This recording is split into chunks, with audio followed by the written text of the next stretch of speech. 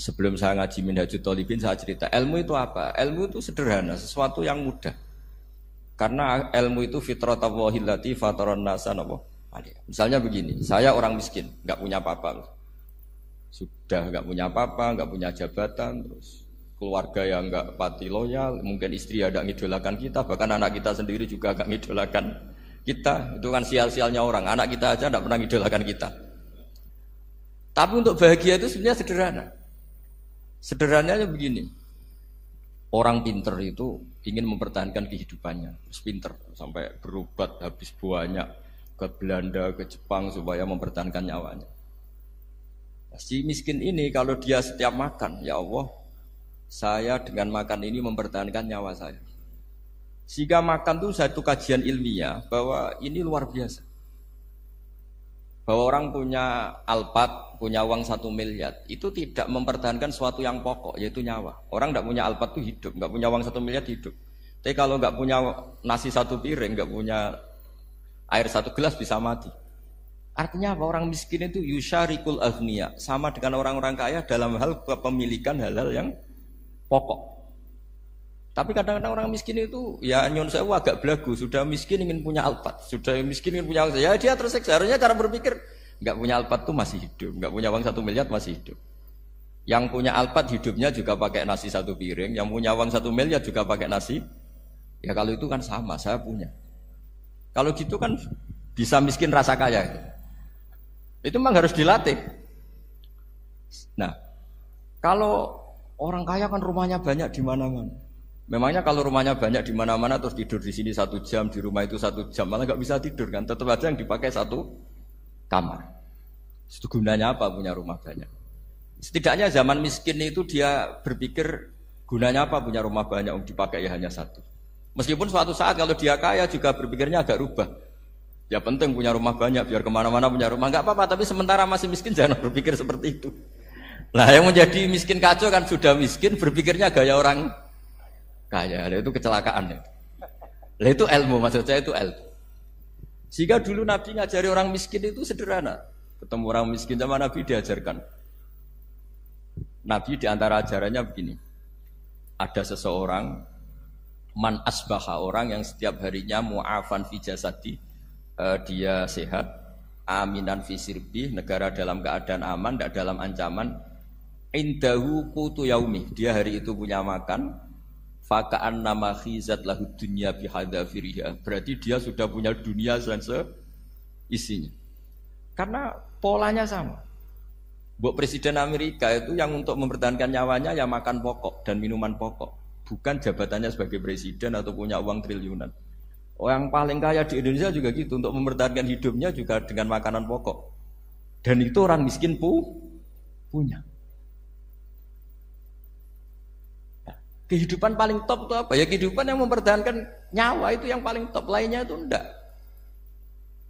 Karena mempertahankan nyawa ini super penting. Dan orang miskin bisa.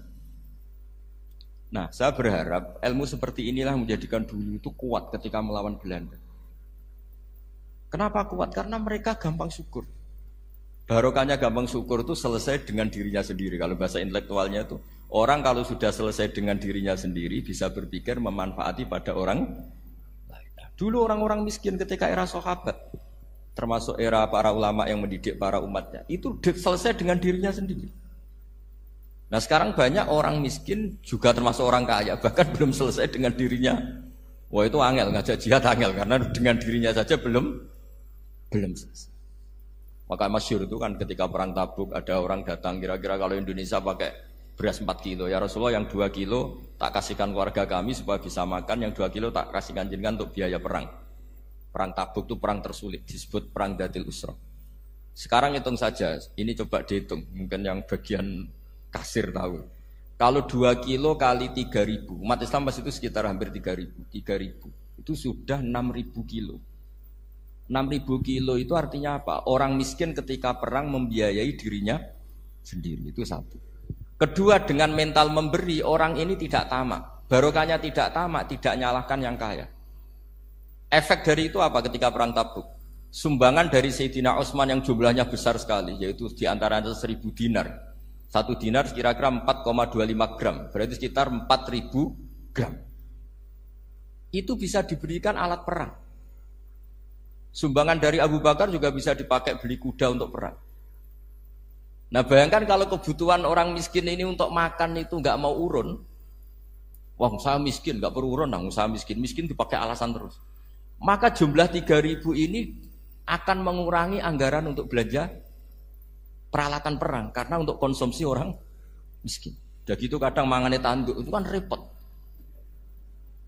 Wes miskin mangane tanduk, nak antri mo, kan ribet.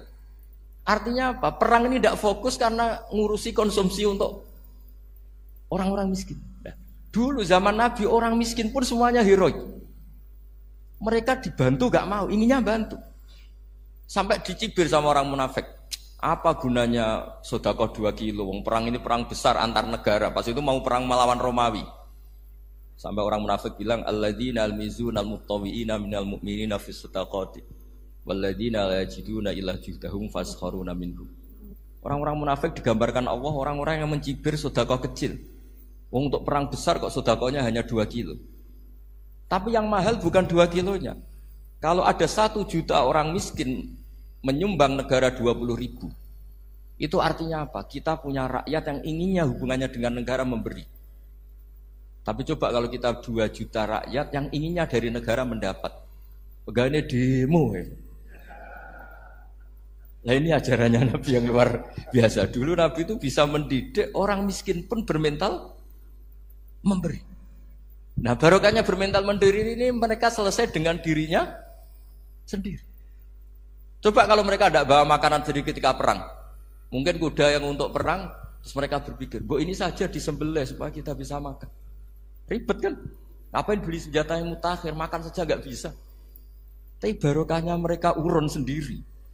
Mereka selesai dengan dirinya sendiri. Ini hebatnya didikannya Rasulullah Shallallahu Alaihi Wasallam. Lalu dulu Mbah Hashim dan kawan-kawan itu berhasil mendidik seperti itu. Santri yang miskin-miskin itu kalau ngaturi kiai duwene telo itu dikekno telo. Duwene wi ya dikekno wi. Jika kiai sing wis mapan-mapan, misalnya kados kula wonten kan mun setengah mapan. Ya akhirnya ya iso mangan wi. Jebule wi ku ya enak. Santri ya seneng mergo kiai ini seneng pancen wis suwi mangan pizza misalnya. Lah tapi nek sing melarat terus aku melarat kiai tak kei wi mosok doyan. Wis melarat medhit di alasan kan ribet kan. Ini yang perlu dihilangkan. Medhit kok berargumentasi. Tapi yang mahal itu bukan winya, mental memberi. Orang itu kalau mentalnya memberi itu berarti selesai dengan dirinya. Tapi kalau tidak bermental memberi pasti tamak. Dan tamak itu mesti menghakimi orang lain. Maka dalam kitab hikam diterangkan penyakit terberat itu tamak. Kenapa? Karena orang pikir itu tidak ada kata-kata kitab hikam, bukan kata saya. Yang ada itu tamak. Misalnya gini, saya kenal PLT Bupati Kudus. Tidak pernah saya bilang beliau kikir. Tapi sekali saya pernah ngajukan proposal tidak kesampaian. Wah, beliau medit. Jadi saya menvonis medit itu sebetulnya ya karena punya keinginan tidak kesampaian. Coba kalau ndak, gue medit orang serap penting. Misalnya anak-anak muda sama orang-orang cantik di Jakarta, pernah nggak kamu bilang itu sombong? Ndak kan? Setelah kamu bilang, Mbak aku ingin kenalan mbak sampean, terus dia agak mau, baru kamu bilang sombong karena keinginan kamu ndak. Nah, bayangkan kalau orang bermental tomak, kayak apa bangsa ini? Nah, sahabat itu dididik oleh Nabi, tomak itu selesai karena keinginan mereka memberi. Sehingga Indonesia bisa merdeka begini itu barokahnya didikan ulama, semuanya ingin memberi. Dulu belum ada negara, tentara-tentara kemerdekaan kalau di kampung-kampung itu ya dibiayai donatur-donatur, termasuk bahasa saya, bu saya dulu. Bu itu berapa ton aja beras untuk pasukan Hizbullah, pasukan TNI. Di Aceh ada Daud berih, ada yang baca berueh. Jadi baca aja kayak kira asap ada yang berih, ada berueh, saya juga nggak tahu orang Aceh kalau baca berih. Nyumbang berapa emas untuk kemerdekaan Indonesia. Yang Kesultanan Jogja Legowo. Jogja tidak lagi negara tapi diberikan bagian dari Indonesia dan seterusnya. Nah, jadi semua ini barokahnya didikan Rasulullah SAW yang diteruskan para ulamanya bahwa nomor 1 didik masyarakat itu bermental memberi. Dengan bermental memberi apapun kecilnya ini selesai dengan dirinya sendiri. Itu kalau sampean nggak punya mental memberi, nanti pulang dari Pemda, sok acara kabupaten berkata ini tok ribet itu. Awas itu, bar ngaji langsung lali berarti sampean. Sudah kalau nggak urun ini sudah luar biasa, nggak urun untuk berkat itu sudah luar biasa. Jadi itu yang makanya Nabi itu Quran dimulai wa mimma rusaqnahum apa? Yunfikun. Quran mengajarkan bermental memberi, yunfikun. Nabi berkali-kali ngulang al yadul ulya khairum al yadis sufla. Dan memberi itu tidak harus nunggu kaya. Gambarannya Quran tentang orang baik itu gimana? Alladzina yunfikuna fis sarra wad dharra. Bukan fis sarra saja, ketika wad dharra juga. Saya pernah guyon sama orang kaya di Jakarta. Dia uangnya miliaran, mungkin malah triliunan. Guyon sama saya, Gus saya ini sudah sekian bangun masjid di mana-mana. Saya ini berarti hebat. Enggak kata saya. Enggak ada masjid agama tetap jalan kata. Karena di kampung-kampung sudah banyak masjid kata. Masih keren tukang becak kata. Kok bisa Gus? Sampai nyumbang masjid 1 miliar, itu masjid apa kata saya? Ya masjid-masjid besar. Nah itu paling dipakai kubah atau menara atau apalah yang tidak mendesak. Tapi kalau orang miskin, ngutangi orang miskin itu kalau nggak utang hari itu nggak makan. Kan nggak mungkin tukang becak ke utang ada bank atau orang kaya raya kan kenal saja ndak. Mesti orang miskin utangnya sama orang miskin. Saya kalau orang kaya utang Habibidin mesti mau beli Innova karena level orang elit jadi utangnya itu beli Innova, aksesoris Innova, seri terbaru. Tapi kalau orang miskin sama orang miskin utangnya itu beras untuk nyawa. Artinya apa? Kalau saya diutangi Habibidin untuk beli Innova itu ganjarannya itu sekunder. Tapi kalau sesama orang miskin itu ganjarannya primer. Keren mana? Hutang-hutangannya orang miskin sama orang kaya. Satu menyelamatkan nyawa, satu menyelamatkan citra. Dia baru sadar, ternyata orang miskin lebih hebat ketimbang saya, lebih hebat tapi tidak usah ditiru kata saya. Cuma dia menjadi tidak sombong sekian miliar yang disumbangkan ke masjid karena dia menjadi tahu ternyata itu tidak banget. Nah, kecuali masjid-masjid yang kamu nyumbang memang masjid perintis di daerah-daerah yang belum ada masjid. Kalau masjid-masjid besar itu kan kadang kebutuhannya sudah selera, bukan pokok. Nggak saya ini cerita ya, jadi supaya orang tahu lah. Zaman Nabi itu orang sudah selesai semua dengan dirinya sendiri. Jadi maksud saya Islam nggak apa-apa tanpa masjid itu masjid yang sudah sifatnya selera. Indonesia kan masjid sudah sifatnya selera semua. Yang dikatakan masjid pokok kan yang dipakai sholat bisa, dipakai alat sesuci bisa. Tapi kalau sudah selera ya pondasinya harus begini, lampunya harus dari kristal, terus kubahnya itu sudah selera. Nah rata-rata sumbangan yang miliatan itu kan sudah ke selera. Sementara orang miskin utang-utangan sama orang miskin untuk menyelamatkan apa coba? Nyawa. Artinya para orang miskin jangan kecil hati, wah saya sudah kok hanya 2 kilo, tapi 2 kilo nyawa. Dan itu pahalanya luar.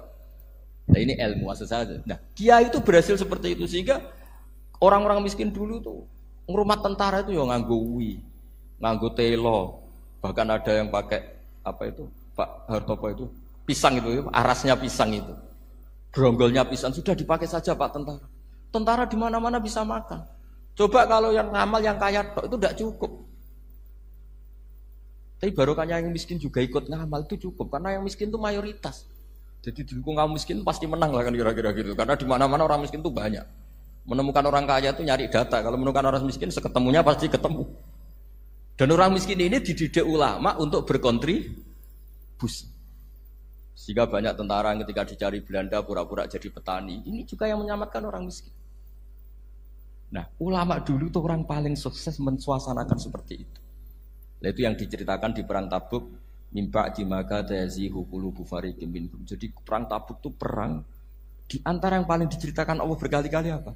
Ya Rasulullah tadi malam saya buruh dan ini dapat 2 sok ya kira-kira berapa kilo lah. Yang separuh untuk keluarga kami, yang separuh saya sumbangkan ke jenengan. Lu coba perang antar negara hanya menyumbang 2 kilo beras. Bayangkan. Tapi nilainya bukan 2 kilo. Kalau 2 juta rakyat Indonesia nyumbang 2 beras, artinya hubungannya dengan negara hubungan ingin memberi. Dan barokahnya hubungan ingin memberi, ora pati kecangkeman toma, ora pati kakean menuntut. Ini yang mahal itu yang nggak ternilai itu. Dan itu menjadi kekuatan yang luar biasa sehingga umat Islam bisa mengalahkan pasukan Romawi. Nah Indonesia dulu kira-kira seperti itu pra-kemerdekaan.